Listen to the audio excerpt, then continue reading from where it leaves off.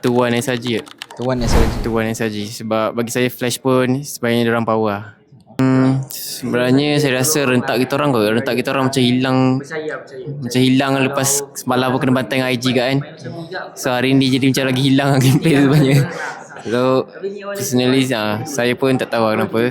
Tapi nanti kita orang balik dan kita orang akan discuss lebih dalam lah pasal benda tu. Dekat first game tu bagi saya more tu kita orang punya mistake je yang buatkan orang boleh pegang balik game tu. Sebab early game kita orang pegang.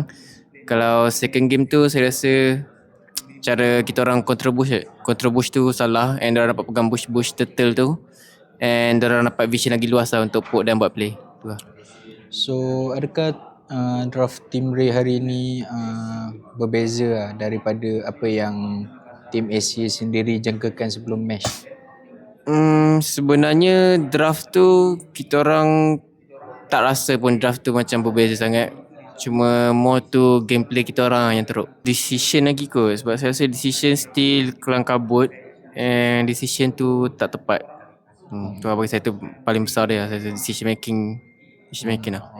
Untuk bangkit balik kita orang, macam saya cakap tadi, kita orang balik, kita orang akan discuss, review balik semua benda tu.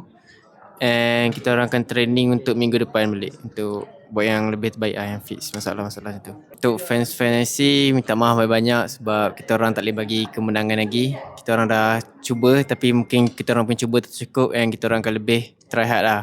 And kepada fan-fan saya, terima kasih banyak yang mana support, especially my family, my mom and my brother. Sorry tak boleh bagi kemenangan lagi, and insyaAllah boleh bounce back lebih better lah untuk minggu depan.